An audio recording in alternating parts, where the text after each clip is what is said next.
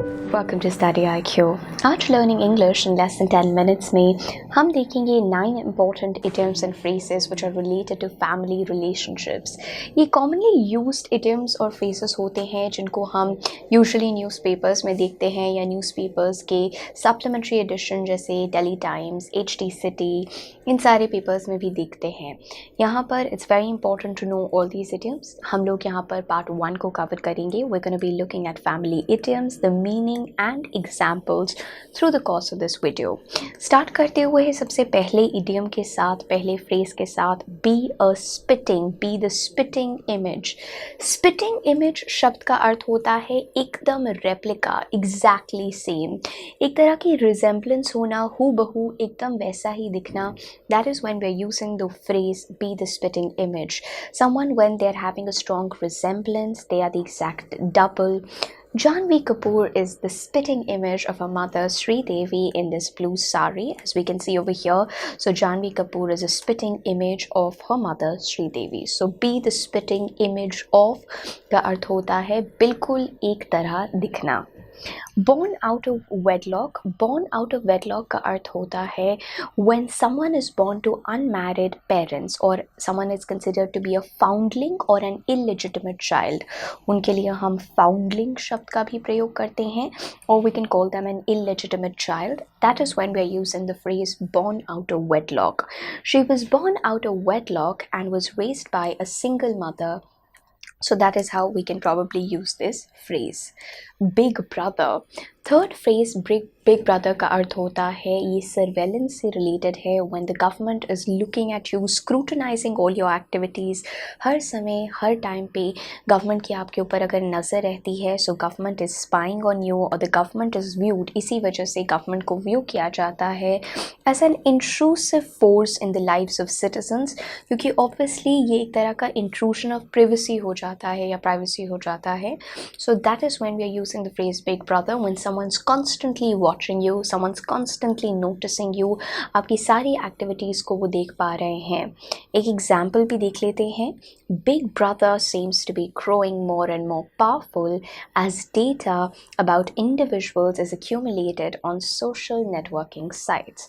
So यहाँ पर big brother का ये अर्थ नहीं होता है बड़ा भाई, बल्कि government और उनकी surveillance network के लिए हम big brother शब्द का प्रयोग करते हैं. Blue blood or blue blooded.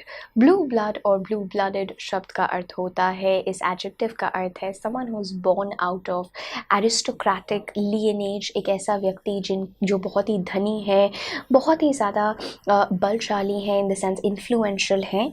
Someone who's coming from aristocratic background, उनको हम blue blooded कहते हैं. Someone who's born with a silver spoon.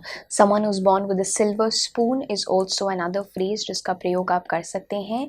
Born of silver spoon बहुत ही धनी है और blue blooded भी कहा जाता है. The blue bloods usually or generally keep to themselves. That means कि वो जो elite aristocratic लोग होते हैं वो intermingle नहीं करते हैं एक दूसरे के साथ. So they generally keep to themselves. Father figure शब्द का अर्थ होता है एक ऐसा व्यक्ति जो कि आपके मेंटोर हैं, आपके लोड स्टार हैं, आपको दिशा दिखाते हैं और आप उनकी बहुत रिस्पेक्ट करते हैं, अपने पिता समान समझते हैं. एक मेंटोर और a person who is offering you guidance becomes a father figure for you. After I joined the firm, he was a father figure to me.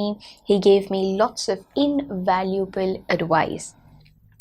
Helicopter parenting शब्द का अर्थ होता है जब आप एक्सेसिवली कंसर्न्ड हो जाते हैं और एक एक्टिविटी अपने बच्चों की उन्हें मॉनिटर करते हैं. इस तरह की पेरेंटिंग को हेलीकॉप्टर पेरेंटिंग कहते हैं.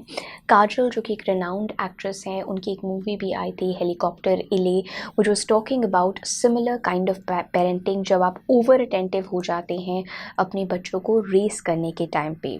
The trend of helicopter parenting is concerning for many as you're not giving individual independence to your child. तो आप बच्चे को गलती ही नहीं करने देते हैं, उनको हर टाइम पे रोकते टोकते रहते हैं कि क्या चीज़ सही है क्या चीज़ गलत है. इस तरह के पेरेंटिंग को हम हेलीकॉप्टर पेरेंटिंग कहते हैं.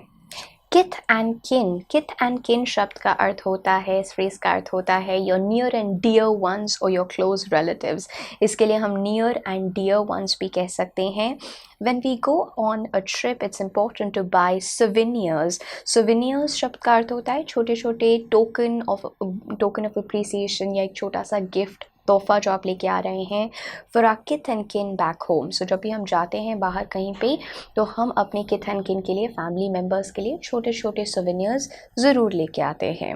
लाइक फादर लाइक सन, लाइक फादर लाइक सन का अर्थ होता है कि पिता की तरह ही उनके बेटे ने भी उसी तरह का आव भाव, प्रेफरेंसेस, ट्रेट्स को ले लिया है, इम्बाइब कर लिया है। सो बेटे ने इनहेरिट किए हैं पिता के ट्रेट्स को और प्रेफरेंसेस को। So like father like son. Vishwanath cooks Mughlai very well like father like son. So वो भी अपने पिता की तरह अच्छा मुगलाई खाना बनाते हैं।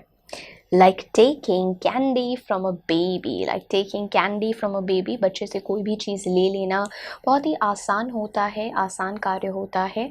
So like taking candy from a baby का अर्थ होता है very easy task. So a very simple task or a very easy task. If you think that this game will be like taking candy from a baby, then you're seriously underestimating your opponents. अगर आप इस game को ऐसा सोच रहे हैं कि बहुत आसान होगी, it'll be like taking candy from a baby, then you definitely need to reconsider. यहाँ पर हम लोगों ने 9 important family relationships से related idioms को देखा।